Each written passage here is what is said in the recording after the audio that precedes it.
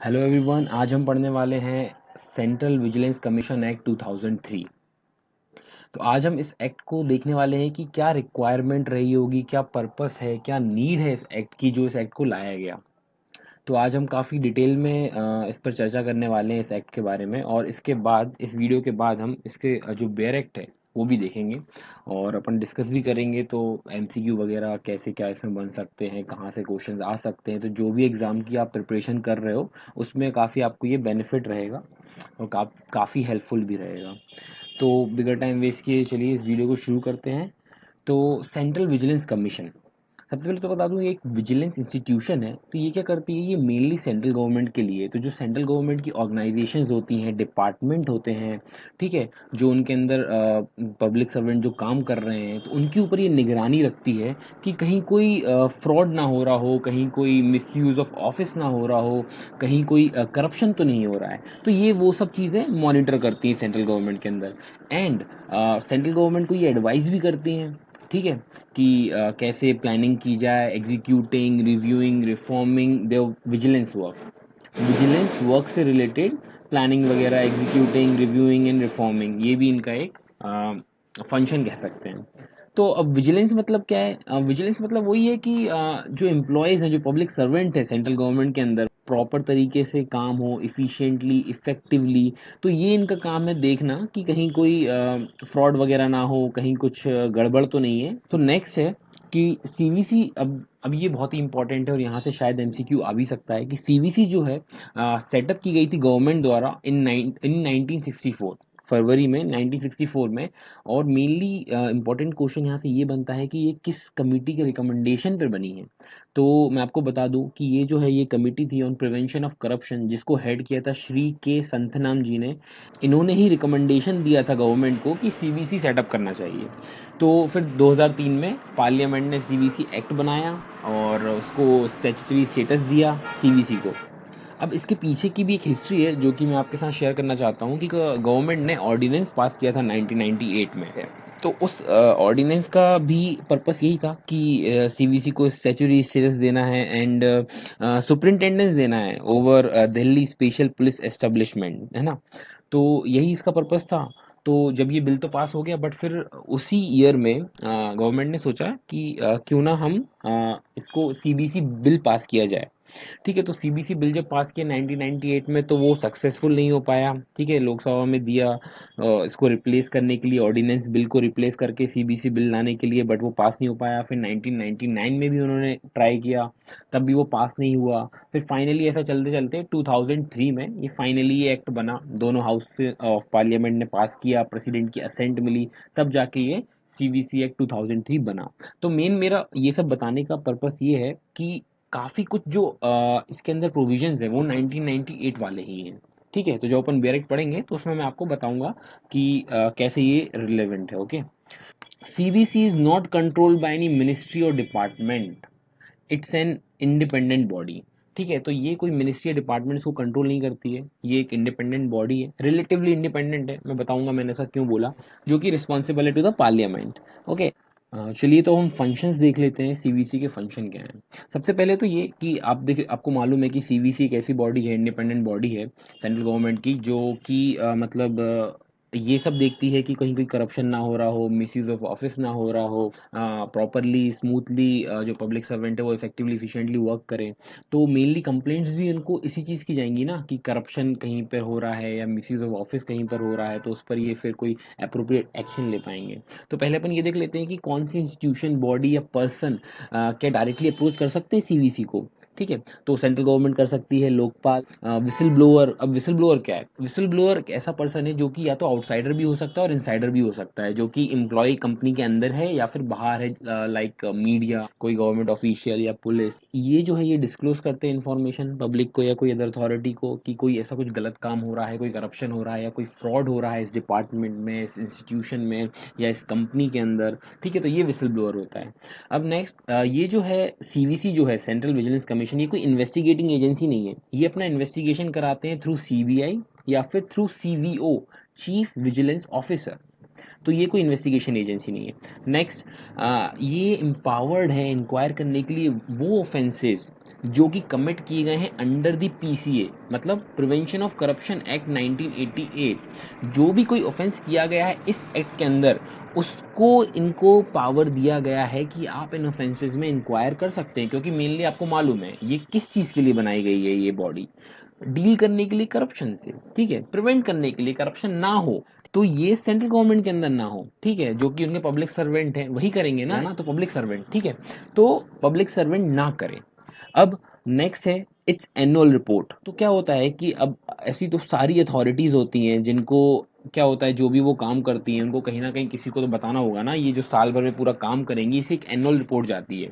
हम इसको आगे भी देखेंगे। वैसे तो मैं आपको एक ऊपर ऊपर बता देता हूँ कि जो एनुअल रिपोर्ट बनाते हैं ये प्रेसिडेंट को जाती है, ठीक है, फिर प्रेसिडेंट दोनों हाउस ऑफ पार्लियामेंट के सामने उस रिपोर्ट को रखता है। तो वही जो भी ये वर्क करते हैं और ये फिर उसमें रिकमेंडेशन भी देते हैं कि किस कारण से अगर फ्रॉड हो रहा है या करप्शन हो रहा है तो क्यों हो रहा है, और क्या प्रिवेंटिव मेजर्स ले सकती है सरकार इसको रोकने के लिए। तो ये सब प्रिवेंटिव मेजर्स वगैरह भी सजेस्ट करते हैं रिपोर्ट में। अब इसकी हिस्ट्री के बारे में बात कर लेते हैं। वैसे तो मैं आपको ऑलरेडी बता चुका हूँ कि क्या हिस्ट्री रही है इसकी। एक बार फिर से अपन जल्दी जल्दी देख लेते हैं। 1964 में सीवीसी सेटअप की गई थी गवर्नमेंट द्वारा, किसकी कमेटी के रिकमेंडेशन पे, संतनम कमेटी के रिकमेंडेशन पे, ठीक है, और to advise and guide central government agency in the field of vigilance. अब सुप्रीम कोर्ट ने एक जजमेंट था Vineet Narayan and others versus Union of India 1997 में, सुप्रीम कोर्ट ने डायरेक्शन दिए थे regarding the superior role of CVC में। इन्होंने क्या कहा था, इन्होंने सीबीआई को काफी क्रिटिसाइज किया था और सीबीसी को उन्होंने कहा था सुपरवाइजरी रोल देने के लिए ओवर सीबीआई। तो सीबीसी को सुपरवाइजरी रोल देने के लिए ओवर सीबीआई, ठीक है, कि वो इनको मतलब वो एम्पावर्ड होगी और सीबीआई इनके अंडर में होगी। तो गवर्नमेंट ने ये बता ही चुका हूँ मैं, ऑर्डिनेंस 1998, ठीक है, फिर पावर वगैरह और वो सुपरिटेंडेंस पावर ओवर डीएसपीई, ठीक है, और फिर ये सब पीसीए से डील कर। फिर नेक्स्ट देखते हैं कि जो ये सेंट्रल विजिलेंस कमीशन एक्ट 2003 आया, इससे क्या बोलते हैं अपना, इसको स्टैट्यूटरी स्टेटस मिला, ठीक है, कमीशन को स्टैट्यूटरी स्टेटस मिला था सीवीसी एक्ट 2003 आने के बाद, ठीक है। फिर ये मल्टी मेंबर बॉडी है, कंसिस्ट करती है सेंट्रल विजिलेंस कमिश्नर जो कि चेयरपर्सन भी होते हैं, and not more than 2 vigilance commissioner जो कि मेंबर होंगे, ठीक है, और ये अपॉइंट किए जाते हैं प्रेसिडेंट द्वारा। ये इंपॉर्टेंट है, यहाँ से भी एमसीक्यू बन सकता है। पहले तो ये एक आप ये भी देख सकते हैं केस विनीत नारायण वाला। दूसरी चीज़ की अपना जो ये है प्रेसिडेंट द्वारा अपॉइंट किए जाते हैं, चेयरपर्सन भी मेंबर भी, मतलब सेंट्रल विजिलेंस कमिश्नर भी, और जो है विजिलेंस कमिश्नर जो कि 2 से ज़्यादा नहीं हो सकते, वो मेंबर्स होते हैं, ठीक है। अब गवर्नेंस देख लेते हैं इसका। तो सेंट्रल विजिलेंस कमीशन का खुद का सेक्रेटेरिएट होता है, चीफ टेक्निकल एग्जामिनर विंग होता है, and a wing of commissioner for departmental inquiry CDI, ये होता है। ये 3 चीज़ें आपको याद रखनी है, यहाँ से भी एमसीक्यू आ सकता है, ठीक है। ये 3 चीज़ें हैं, secretariat, chief technical examiner wing and a wing of commissioner for departmental inquiry. तो जो और ये अपन ऑलरेडी ये देख चुके हैं कि इन्वेस्टिगेशन वर्क के लिए सीबीसी को जो है डिपेंड होना पड़ता है 2 एक्सटर्नल सोर्सेज पे, कौन कौन से, एक सीबीआई एंड एक सीवीओ, ये भी इंपॉर्टेंट है। अब देख लेते हैं सीवीसी के बारे में।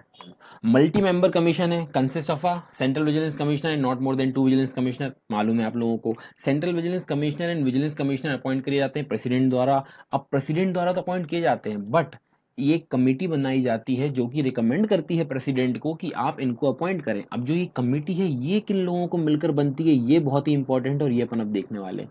तो जो कमेटी है ये कंसिस्ट करती है prime minister as a chairperson, जो प्राइम मिनिस्टर होते हैं वो इस कमेटी के चेयरपर्सन होते हैं। सेकंड पर्सन जो होते हैं वो मिनिस्ट्री ऑफ होम अफेयर के मेंबर होते हैं, ठीक है। तीसरे जो मेंबर होते हैं इस कमेटी के, जो थर्ड मेंबर जो इस कमेटी के होंगे वो होंगे leader of the opposition in the house of the people, very important. ये 3 लोग होते हैं, बहुत ही इंपॉर्टेंट। एक बार फिर से देखेंगे, ये एमसीक्यू भी आ सकता है, आपको बहुत ध्यान देना है यहाँ पर कि पहला तो प्राइम मिनिस्टर जो कि चेयरपर्सन होंगे, second ministry of home affairs, third the leader of the opposition in the house of the people, बहुत ही इंपॉर्टेंट है, ध्यान देना, एमसीक्यू बन सकता है। एक और इम्पॉर्टेंट चीज़ है जो कि बात करता है टर्म ऑफ ऑफिस के बारे में, ये हम देख लेते हैं। जो टर्म ऑफ ऑफिस होता है सीबीसी का वो होता है 4 साल, ठीक है, 4 इयर्स फ्रॉम द डेट जब वो एंटर होते हैं ऑफिस में, और या फिर 65 ईयर्स, या फिर 65 ईयर्स, 4 ईयर या 65 years, which ever is earlier, ये इनका टर्म पीरियड है, बहुत ही इंपॉर्टेंट है, इसको ध्यान रखना है, यहाँ से भी एमसीक्यू आ सकता है।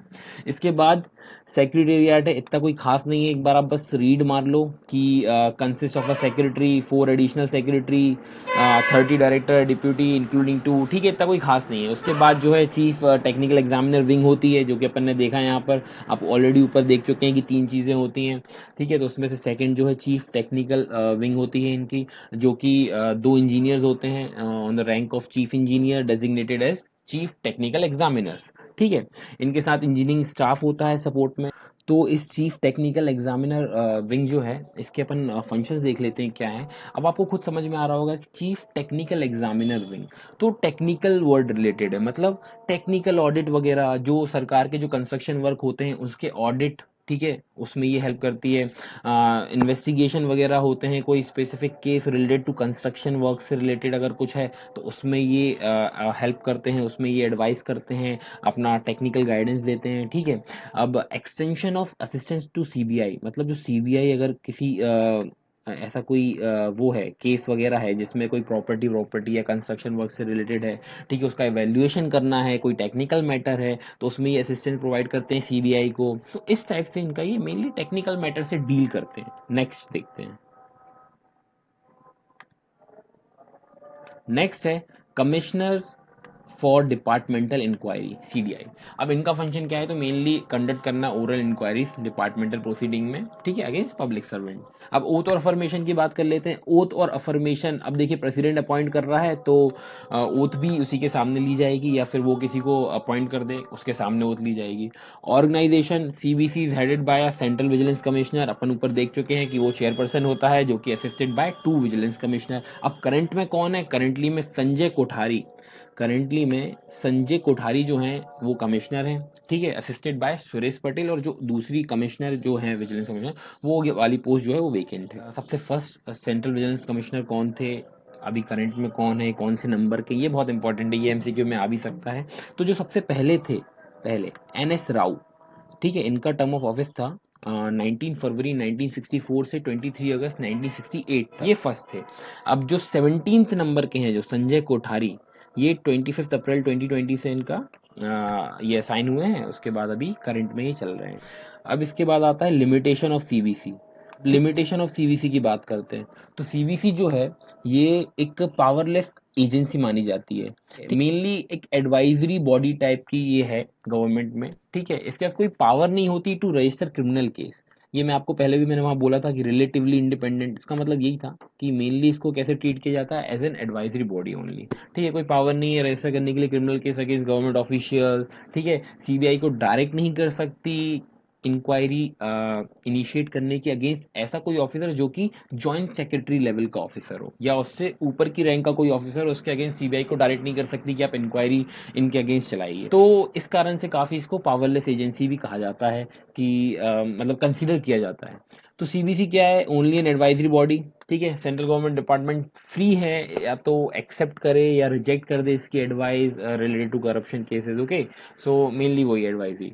तो CBC does not have adequate resources, second point बात करता है, एडिक्वेट रिसोर्सेज नहीं है compared with number of complaint, जितनी ये रिसीव करते हैं उतने रिसोर्सेज इनके पास अवेलेबल नहीं है, बहुत ही स्मॉल सेटअप है। जो इनको सैंक्शन स्टाफ स्ट्रेंथ है वो 299 की है, और इनको करप्शन चेक करना है over more than 1500 central government department and ministries में, तो आप समझ सकते हैं। तो सीवीसी जो है इसके पास कोई पावर नहीं है रजिस्टर करने के लिए क्रिमिनल केस के लिए, ये सिर्फ डील करती है ओनली विथ विजिलेंस और डिसिप्लिनरी केसेस, ठीक है, इन 2 चीज़ों में डील करती है, ठीक है, विजिलेंस और डिसिप्लिनरी केसेस। इनके पास कोई क्रिमिनल केस वगैरह ये रजिस्टर करने की पावर नहीं है।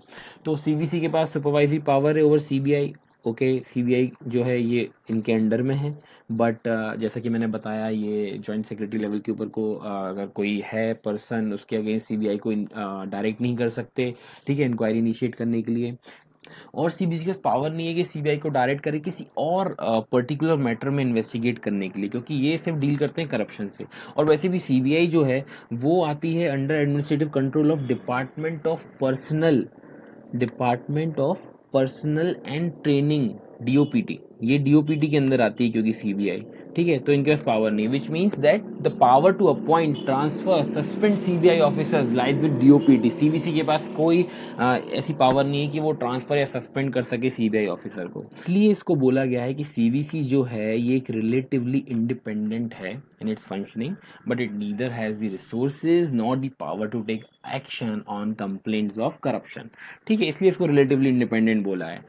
अब इसके बाद जो है विजिलेंस अवेयरनेस वीक, ये भी देख लें, इतना कोई खास नहीं है बट फिर भी कि ये सेलिब्रेट किया जाता है हर साल लास्ट वीक ऑफ अक्टूबर में। ठीक है, ड्रिवन बाय सीबीसी, तो लास्ट वीक ऑफ अक्टूबर में सेलिब्रेट किया जाता है विजिलेंस अवेयरनेस वीक। और जो विजिलेंस अवेयरनेस वीक की जो थीम 2019 की थी वो थी integrity a way of life.